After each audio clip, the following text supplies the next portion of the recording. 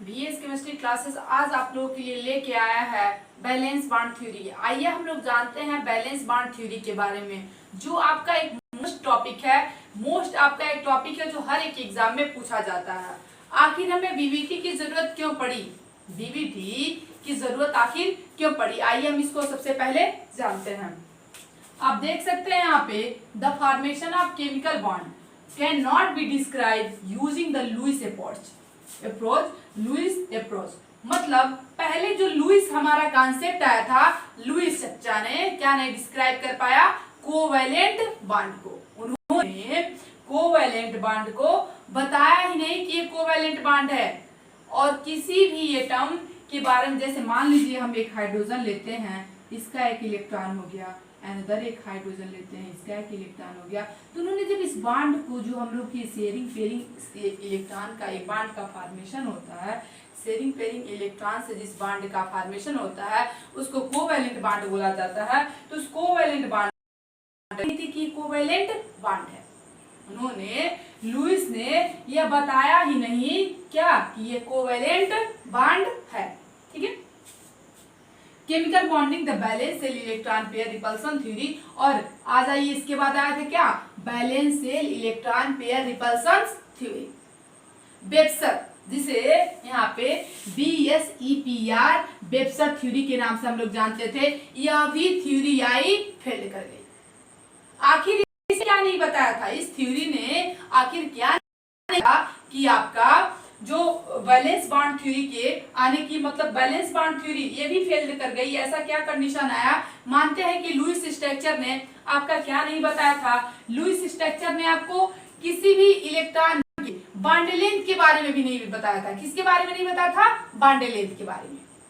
ठीक है, bond length के बारे में भी नहीं बताया था। और लुईस थ्योरी ने आपका पॉली एटॉमिक, जैसे मान लीजिए H2O हो गया, NH3 हो गया, NH3 हो गया, इसके ज्योमेट्री के बारे में भी, इसके ज्योमेट्री के बारे में कह दिया जाए, हाइब्रिडाइजेशन के बारे में कह दिया जाए, तो लुईस थ्योरी ने फेल कर गई थी, नहीं बताई थी। पहली चीज क्या नहीं बताया था लुईस थ्योरी ने? कि लुईस थ्योरी कोवैलेंट बॉन्ड के बारे में, covalent, Lewis theory field of covalent bond, covalent bond इसने नहीं बताया था। दूसरा क्या नहीं बताया इसने? कि यहाँ पे देख सकते हैं, दूसरा इसने क्या नहीं बताया लुईस थ्योरी ने? दूसरा यह नहीं बताया किसी भी मॉलिक्यूल्स के बॉन्ड एंगल के बारे में। क्या नहीं बताया? किसी भी मॉलिक्यूल्स के बॉन्ड एंगल के बारे में लुईस ने नहीं बताया था। ठीक है। तीसरा इसने क्या नहीं बताया? किसी भी मॉलिक्यूल के बारे में क्या नहीं बताया? लुईस ने, जो लुईस चच्चा थे, इन्होंने क्या नहीं बताया? किसी भी मॉलिक्यूल के ज्योमेट्री के बारे में डिस्क्राइब नहीं कर पाए। ठीक है। उसके बाद आ गया वेबसर थ्योरी। वेबसर थ्योरी देख लीजिए, यहाँ पे फेल कर गई। तीन कंडीशन में फेल होने के बाद आपको पता है तीन कंडीशन इनको फेल कर गई थी, वेबसर थ्योरी आई। और वेबसर थ्योरी ने हम रिकमेंड करते हैं आप इसके लिए कि वेबसर थ्योरी हर एक ज्योमेट्री में इनको लाया जाता है। बट कुछ कॉम्प्लिकेटेड मॉलिक्यूल्स थे, कुछ कॉम्प्लिकेटेड ऐसे मॉलिक्यूल्स थे जिनकी ज्योमेट्री के बारे में वेबसर थ्योरी थ्योरेटिकल तो बहुत अच्छी तरीके से एक्सप्लेन किया, बट उसको बता नहीं पाया। कुछ कॉम्प्लिकेटेड मॉलिक्यूल्स ऐसे हैं जो वेबसर थ्योरी ने बहुत बेटर अपनी थ्योरी दी है। Bond pair, lone pair is greater then, सारी चीजें बताया वेबसर थ्योरी ने। लेकिन कुछ कॉम्प्लिकेटेड मॉलिक्यूल पे वो अपनी थ्योरी नहीं दी। वेबसर थ्योरी भी दूसरे कंडीशन में आने के बाद फेल हो गई। उसके बाद हमें जब आल्सो फेल था, उसके बाद हमें क्या describe the geometry of complex molecule because of the limited of application. इससे कुछ ना कुछ लिमिटेशंस लग गया। किस पे? ज्योमेट्री पे। क्यों मैं बताई हूं अभी जस्ट। अब कुछ कॉम्प्लिकेटेड ऐसे मॉलिक्यूल्स आ गए जिनको वेबसर थ्योरी ने नहीं बता पाया। तो वेबसर थ्योरी भी इस कंडीशन में फेल कर गई। मतलब लुईस चच्चा भी हमारे फेल हो चुके, कोवैलेंट बॉन्ड को ना बता पाए, बॉन्ड एंगल को ना बता पाए, बॉन्ड लेंथ को उन्होंने नहीं बता पाया, ज्योमेट्री के बारे में नहीं बता पाए। लेकिन वेबसर ने ज्योमेट्री के बारे में बताया था। हमें आज भी किसी भी हाइब्रिडाइजेशन को निकालने में वेबसर थ्योरी का वहां सहयोग होता है, बहुत ज्यादा सहयोग होता है। और हम इसके सहयोग से ही किसी भी ज्योमेट्री को निकालते हैं। सिंपल मॉलिक्यूल्स के बारे में इन्होंने बताया था, सिंपल मॉलिक्यूल्स के बारे में इन्होंने बताया था। ठीक है। उसके बाद और लुईस ने तो NH3 की ओवरलैपिंग मतलब मॉलिक्यूल्स के बारे में बिल्कुल बताया ही नहीं था, मॉलिक्यूल्स के बारे में बिल्कुल बताया ही नहीं था। लेकिन वेब्स्टर ने क्या किया, बताया था हमें बहुत सारे जो सिंपल मॉलिक्यूल्स हैं उसके ज्योमेट्री के बारे में, उसके लोन पेयर के बारे में, उसके बॉन्ड पेयर के बारे में सब कुछ बताया था वेब्स्टर ने, सब कुछ बताया था वेब्स्टर ने। वेब्स्टर कुछ कॉम्प्लिकेटेड ऐसे मॉलिक्यूल आ गए, वेब्स्टर थ्योरी कुछ कॉम्प्लिकेटेड ऐसे मॉलिक्यूल्स आए थे जहां पे वेब्स्टर थ्योरी फेल कर गई। थ्योरेटिकल बताया इसने, थ्योरेटिकल बहुत इजी बेस्ड बताया, ठीक है। आज भी हम रिकमेंड करते हैं किसके लिए, वेब्स्टर थ्योरी को किसी भी मॉलिक्यूल्स की ज्योमेट्री जब निकालते हैं, ठीक है, किसी भी मॉलिक्यूल्स की जब ज्योमेट्री को निकालते हैं तो आज भी हम रिकमेंड करते हैं किसको, वेब्स्टर थ्योरी को। उसके बाद हमें जरूरत पड़ गई जब ये थ्योरियां दोनों फेल कर गई, बैलेंस बॉन्ड थ्योरी बीबीटी की, किसकी पड़ गई, बीबीटी की, बीबीटी की हमें जरूरत पड़ गई। एक जर्मन साइंटिस्ट थे, देखिए जर्मन एक फिजिक्स साइंटिस्ट, नाम था बटलर हेनरिच हिटलर। इनको आप सिंपल में कह सकते हैं हिटलर एंड लंदन, कह सकते हैं हिटलर एंड लंदन, देख सकते हैं, ठीक है। फ्रिज वॉल्फगैंग, इनका पूरा नाम था फ्रिज वॉल्फगैंग लंदन और इनका पूरा नाम था बटलर हेनरिच हिटलर, ठीक है। दोनों का नाम था, तो लोग सिंपल में इनको हिटलर और लंदन के नाम से जानते हैं, इनके नाम से, निक नेम से जानते हैं, हिटलर और लंदन के नाम से, ठीक है। इनका पूरा नाम था बटलर हिटलर और इनका पूरा नाम था लंदन का फ्रिज वॉल्फगैंग लंदन, ठीक है। इन्होंने 1927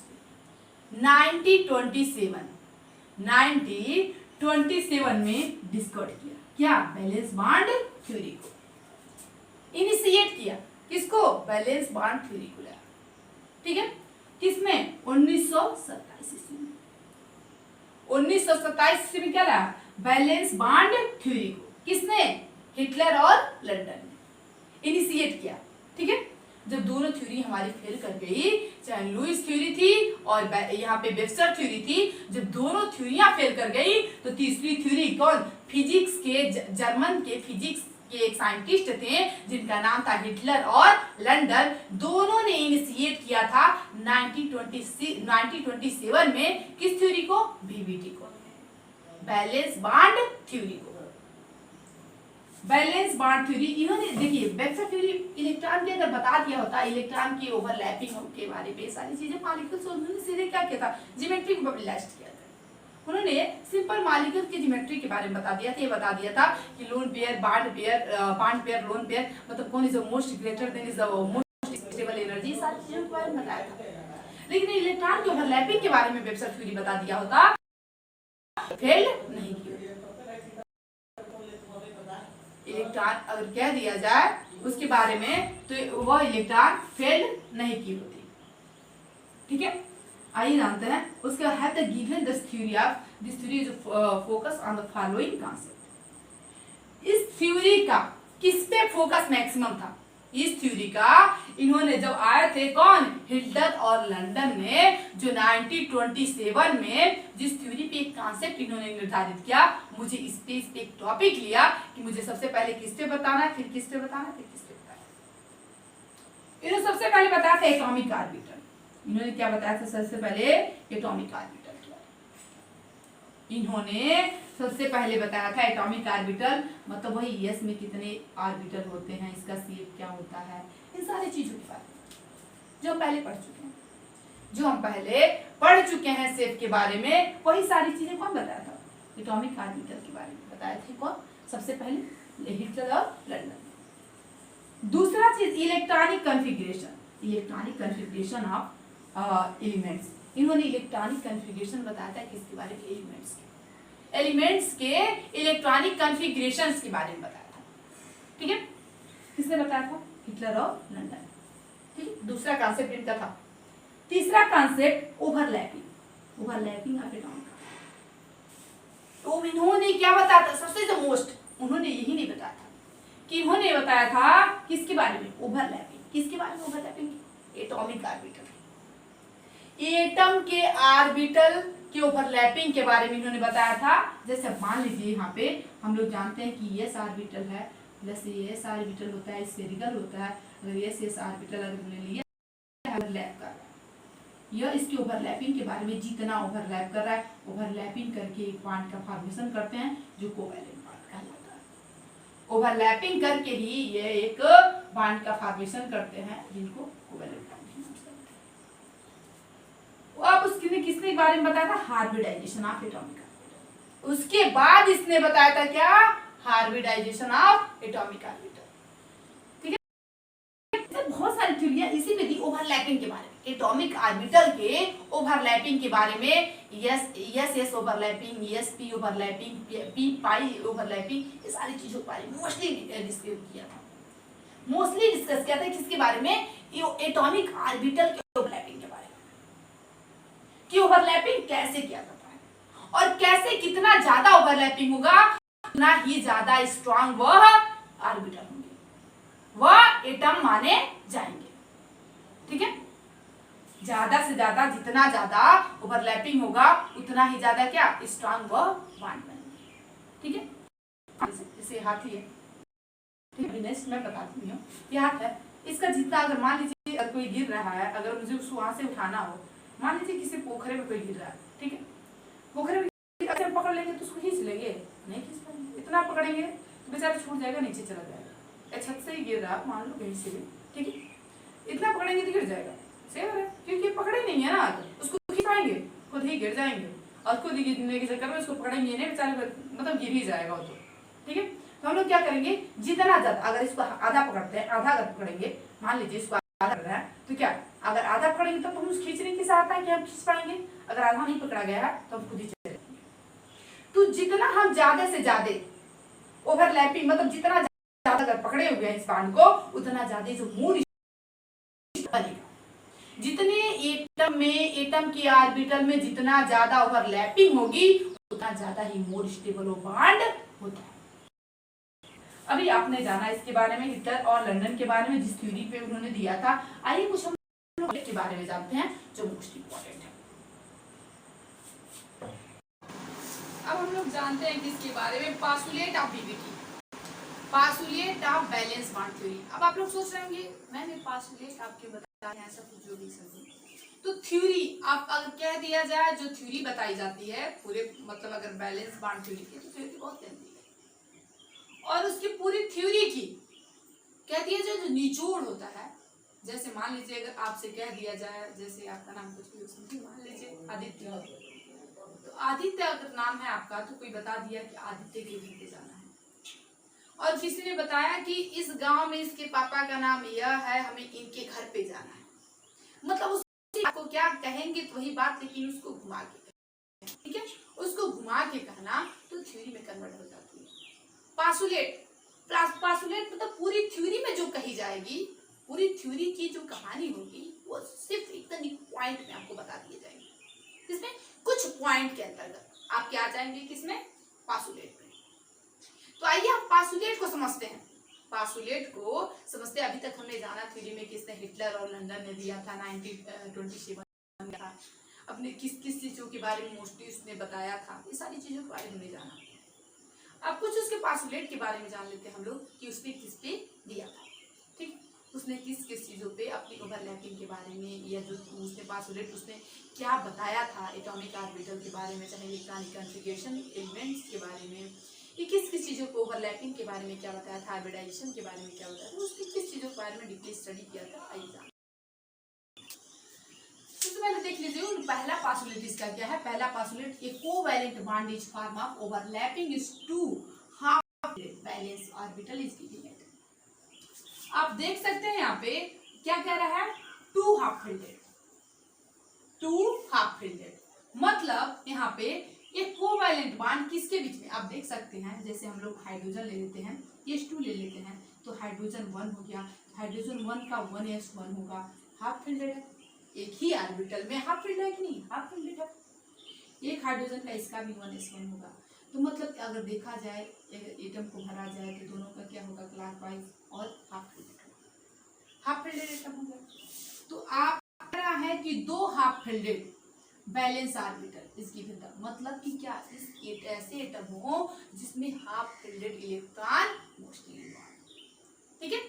इसने क्या कहा, ओवरलैपिंग, किस कंडीशन में होगी, the covalent bond is form of overlapping is two half filled valence orbital, दो आर्बिटल वो भी हाफ फिल्डेड में हो, जैसे यहाँ पे जस्ट आपने दिखाया, देखिए 1s1 1s1 एक हाफ फिल्डेड इलेक्ट्रॉन है, ठीक, एक इलेक्ट्रॉन क्या दिया गया हाइड्रोजन में, एक इलेक्ट्रॉन को हमने ले लिया, ठीक, एक इलेक्ट्रॉन को हमने क्या किया, यहाँ पे लिया है प्लस, ठीक है।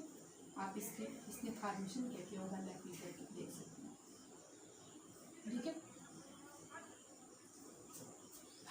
यहाँ पे देख लीजिए, दूसरा इसके कहने का पूरा यह मतलब है कि ऐसे लीजिए जिसके हाफ फिल्डेड, दो ऐसे एटम हो जिसमें हाफ फिल्डेड हो और वही कोवैलेंट बॉन्ड इस फॉर्म करेगा जिसके हाफ फिल्डेड इन्वॉल्व हो, जिसके क्या हो, हाफ फिल्डेड इन्वॉल्व हो। दूसरा पॉस्टुलेट देखिए आप लोग, the electron is overlapping orbital the pair and confirm between the nuclei two atom. इसके पूरे कहने का मतलब यह है कि किसके बीच में, आप देख सकते हैं, the electron in the overlapping orbital get paired and confirm between the nuclei of two atom, मतलब दो, यहाँ पे देख सकते हैं आपका दो न्यूक्लियस है, दो न्यूक्लियस है, दोनों न्यूक्लियस के बीच में, दोनों न्यूक्लियस के बीच में ओवरलैपिंग जो हो रही है, इसके कहने का यह मतलब है जो ओवरलैपिंग हो वो दोनों किसके बीच में होती है, दोनों न्यूक्लियस के बीच में।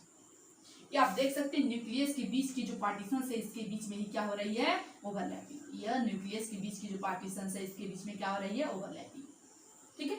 इसके कहने का पूरा ही मतलब है, the electron is overlapping is get pair of confirm between the, किसके बीच में होनी चाहिए, दो एटम के न्यूक्लियस के बीच में, क्या होना चाहिए, किसके बीच में, दो एटम के बीच में, दो एटम के न्यूक्लियस के बीच में ओवरलैपिंग होनी चाहिए। दूसरा कंडीशन क्या बताया था, दोनों न्यूक्लियस के बीच में ओवरलैपिंग होनी चाहिए। आइए हम देखते हैं मतलब क्या, आप यहाँ पे न्यूक्लियस नहीं मिल रहा है तो याद रखिएगा, यहाँ पे दो लोगों को हमने लाया बट न्यूक्लियस दोनों लोगों के नहीं मिल रहा है, ठीक है। उसके बीच की जो दूरी, न्यूक्लियस के बीच में जो दूरी है उसके बीच में ओवरलैपिंग होनी चाहिए, दूसरा कंडीशन। तीसरा देखते हैं, the direction of covalent bond is along the region of overlapping of atomic orbital making the bond of direction, making the bond of direction। आप एक चीज देख सकते हैं, making the bond of direction मतलब क्या है, आप यहाँ पे देखिए, आप यहाँ पे देखिए कि अगर हम लोग बाय द वे सोचिए ऐसे ही दो आपस में अगर खींच रहे हैं, एक जैसे दो आपके फ्रेंड है, आप हाथ पकड़ के एक दोनों फ्रेंड को अगर खींच रहे हैं तो उसमें प्रेशर कहाँ पे लगेगा, और कह दिया जाए कि प्रेशर कहाँ पे लगेगा, बीच में ही लगता है ना, अगर झटका देता तो गिर जाते हैं, आप भी गिर जाते हैं, कहाँ पे लगेगा, बीच में प्रेशर लगेगा। तो दो यहाँ पे समझ लीजिए, यहाँ पे दो लोग हैं, दोनों आपके फ्रेंड ही हैं और दोनों से पकड़ के खींचने का कार्य कर रहे हैं, तो बीच प्रेशर कहाँ पे लगेगा, प्रेशर लगेगा यहाँ पे, बीच में सबसे ज्यादा प्रेशर लग रहा है, ठीक है, जुबान का फॉर्मेशन बीच में ही हो रहा है। और इसने क्या कहा, आप देख सकते हैं, तीसरा पोस्टुलेट जो बता रहा है, the direction of covalent bond is along the region of overlapping of atomic orbital making the bond direction.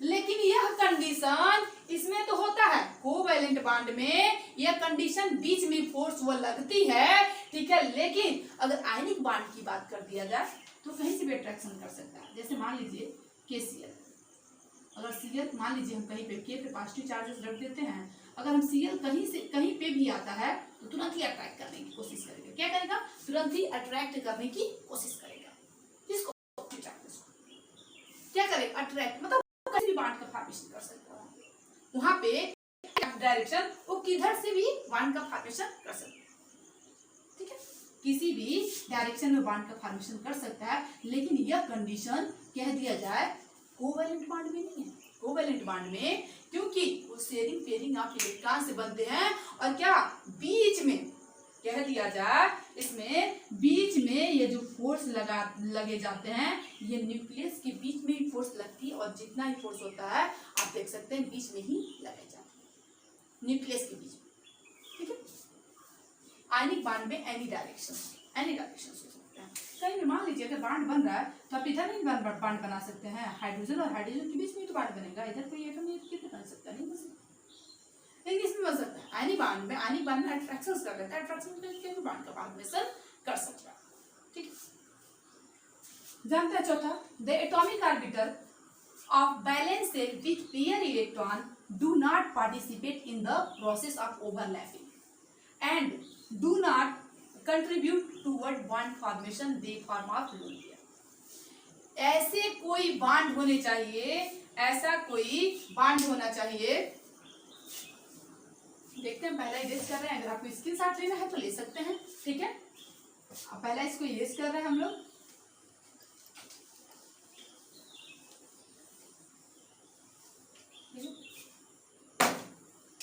जानते हैं हम कि चौथा हम लोग का पास्टुलेट था, इसने कहा कुछ ऐसे बांड हो, कुछ ऐसे बांड भी होते हैं जो मतलब कुछ ऐसे इलेक्ट्रॉन होते हैं जो बांड फॉर्मेशन में पार्टिसिपेट नहीं करते।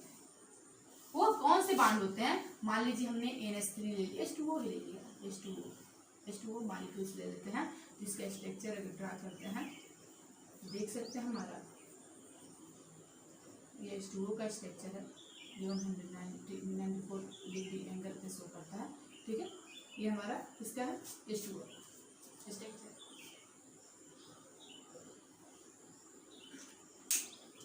इसके कहने का मतलब है कि कुछ ऐसे भी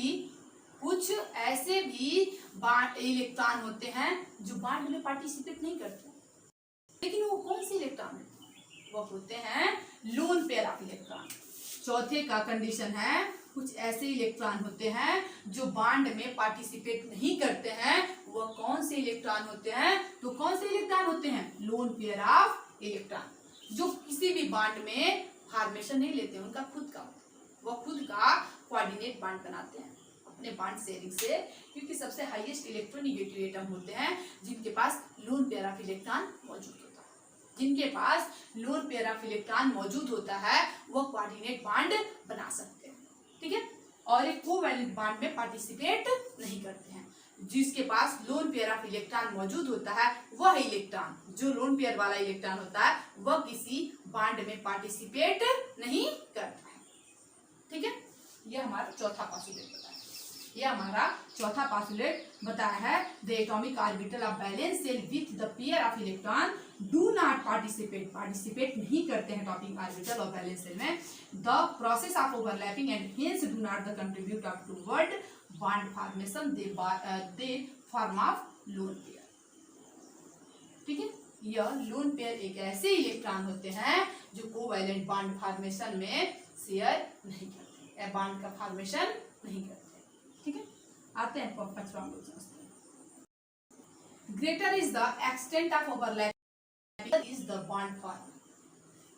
अब पहले भी बताई हूं, जितना ज्यादा से ज्यादा ओवरलैपिंग होगी, जितना ज्यादा से ज्यादा ओवरलैपिंग होगी उतना ही वो बॉन्ड मोर स्टेबल होगा, उतना ही बॉन्ड क्या होगा? More stable. जितना ज्यादा से ज्यादा ओवरलैपिंग होगी उतना ही बॉन्ड क्या होगा? More stable. बॉन्ड क्या होगा? मोर स्टेबल, ठीक है। जितना ज्यादा से ज्यादा ओवरलैपिंग करेंगे, ज्यादा से ज्यादा, मैंने पहले भी बताया अपने फ्रेंड को, जितना ज्यादा से ज्यादा आप पकड़ सकेंगे, थोड़ा सा अगर छोड़े छटक के बेचारा नीचे जाएगा, छत से गिर रहा है, ठीक है, उसको पकड़ के खींचना है, ठीक है। अगर दुश्मन ये तो अलग बात है, लेकिन ऐसे तो नहीं छोड़ सकते हैं आप लोग, मुझे पता है, ठीक है। अगर तेज से अगर उसको पकड़ के खींचना है, जितना ज्यादा से ज्यादा पकड़ेंगे तभी अपनी तरफ आप खींच सकते हैं। जितना ज्यादा से ज्यादा ओवरलैपिंग होगी उतना ही वो बॉन्ड स्ट्रांग होगा। ये पांचवा आपका पास्टुलेट है, ठीक है। आइए अब हम लोग बात करते हैं सिग्मा और पाई बॉन्ड के बारे में। आइए अब हम लोग जानते हैं सिग्मा और पाई बॉन्ड के बारे में। सिग्मा बॉन्ड किसे कहा जाता है, पाई बॉन्ड किसे कहा जाता है? कि पाई मतलब बॉन्ड के दो कोवैलेंट बॉन्ड तो होते हैं, लेकिन इसमें दो भागों में बांटा गया है, सिग्मा और पाई। जानते हैं हम लोग सिग्मा बॉन्ड किसे कहा जाता है और पाई बॉन्ड किसे कहा जाता है। आइए कुछ कैरेक्टर के बारे में। इसमें देख लीजिए सिग्मा बॉन्ड जो होंगे it is a form of end to end overlap half atomic orbital, half atomic orbital मतलब आप समझ लीजिए दो एटम अगर ले रही हैं, दो एटम के ऑर्बिटल को ले रही हैं तो जो सिग्मा बॉन्ड का मैक्सिमम जो ओवरलैपिंग अगर यस यस ऑर्बिटल है, आप देख सकती हैं यहाँ पे जो यस यस ऑर्बिटल है वो क्या कर सकते हैं, वो सिग्मा बॉन्ड में पार्टिसिपेट कर सकते हैं। यस पी ऑर्बिटल है तो भी वो सिग्मा बॉन्ड में पार्टिसिपेट करेंगे, पार्टिसिपेट सिग्मा बॉन्ड में वो करेंगे। लेकिन बात कर दिया जाए अगर एस एस या एस पी ऑर्बिटल में पाई बॉन्ड का फॉर्मेशन करने के लिए तो नहीं करेंगे, तो नहीं होगा। ठीक है, it is form of side wise, it is form of side wise overlapping is P orbital. आप पी ऑर्बिटल का डबल शेप जानते हैं, पी ऑर्बिटल के आप डबल शेप जानते हैं। देख लीजिए यहाँ पे पी ऑर्बिटल है, आप अगर मान लीजिए इसका हम लोग बॉन्ड का फॉर्मेशन करवाते हैं तो देखिए ये साइड वाइज, यह साइड वाइज ओवरलैपिंग करते हैं। ये पी ऑर्बिटल है और इसके बीच में आप देख सकते हैं यह पी ऑर्बिटल में क्या इसमें जो ओवरलैपिंग होती है इसमें, ठीक है, साइड वाइज ओवरलैपिंग, क्योंकि पी ऑर्बिटल जो होता है वो कौन सा डबल शेप शो करता है। ठीक है, दूसरा देखिए overlapping of take place along the internuclear axis. इसमें इंटरन्यूक्लियर मतलब इसके बीच में जो बॉन्ड का फॉर्मेशन, इसके बीच में जो फोर्स लगाता है और इसके बीच में क्या इंटरन्यूक्लियस के बीचों में जो बॉन्ड का न्यूक्लियस के बीच में होने वाला न्यूक्लियस के बीच में जो फोर्स लगाता है और उसको लगा के जो सिग्मा बॉन्ड का फॉर्मेशन करता है। और इसमें देखिए overlapping takes place is the perpendicular the internuclear axis. ये क्या किसमें करता है, जस्ट इनसाइड परपेंडिकुलर एक्सिस पे करता है। ठीक है, ये ओवरलैपिंग किस पे करता है, परपेंडिकुलर एक्सिस पे, जहां पे खत्म होता है यहाँ पे ओवरलैपिंग करता है। आइए हम लोग तीसरा देखते हैं, the extent of overlapping large and bond is form of strong. ये क्या करता है, the extent of overlapping is large and bond is form of strong. यह बॉन्ड क्या होते हैं, क्या करता है, एक्सटेंट ओवरलैपिंग होती है और बॉन्ड क्या होता है हमेशा sigma bond then comparison to pi bond is more strong, is more strong and large bond होते हैं, and large bond it comparison to pi bond. अगर हम कंपैरिजन कर दें किसके बारे में देख सकते हैं, सिग्मा बॉन्ड कंपैरिजन करेंगे किसके, पाई बॉन्ड के, तो मोर स्टेबल कौन होगा, सिग्मा बॉन्ड, मोर स्टेबल कौन होगा, सिग्मा बॉन्ड। ठीक है, और इसमें देख the extent of overlapping is small bond और फॉर्म बॉन्ड वीकर। इसमें क्या कमजोर बॉन्ड होते हैं, मैंने बताया then comparison to pi bond के। सिग्मा बॉन्ड क्या होता है, मोर स्टेबल होता है एंड स्ट्रॉन्ग बॉन्ड होता है। तीसरा देख सकते हैं, S and P orbital can participate in the formation of sigma bond। ठीक है, इतना पता चला।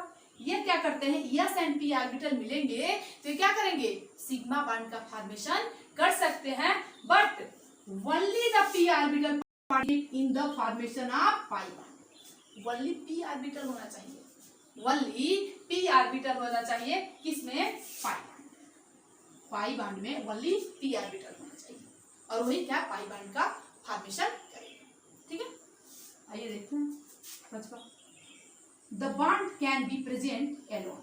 Bond can be present the alone condition में होगा और यहाँ पे देख सकते हैं the bond is always form in the additional of sigma bond. Additional में जैसे मान लीजिए यहाँ पे यह अगर बॉन्ड का फॉर्मेशन बॉन्ड का एक सिग्मा और 2 पाई हो सकता है, लेकिन कहीं पे यह नहीं हो सकता है कि एक पाई पहले पाई का बॉन्ड का फॉर्मेशन हो उसके बाद सिग्मा का फॉर्मेशन हो, ऐसी कंडीशन नहीं हो सकती। सिग्मा बॉन्ड के साथ पाई बॉन्ड आ सकता है लेकिन पाई बॉन्ड बनने के बाद सिग्मा बॉन्ड का फॉर्मेशन नहीं होता है। पहले सिग्मा बॉन्ड का फॉर्मेशन हो सकता है, हो जाता है, उसके बाद ही पाई बॉन्ड का फॉर्मेशन किया जाता है। ठीक है, आप लोगों ने इतना डिफरेंस समझा। आइए हम लोग कुछ ओवरलैपिंग के बारे में और भी देखते हैं। आइए कुछ ओवरलैपिंग के बारे में और भी हम लोग देख लेते हैं।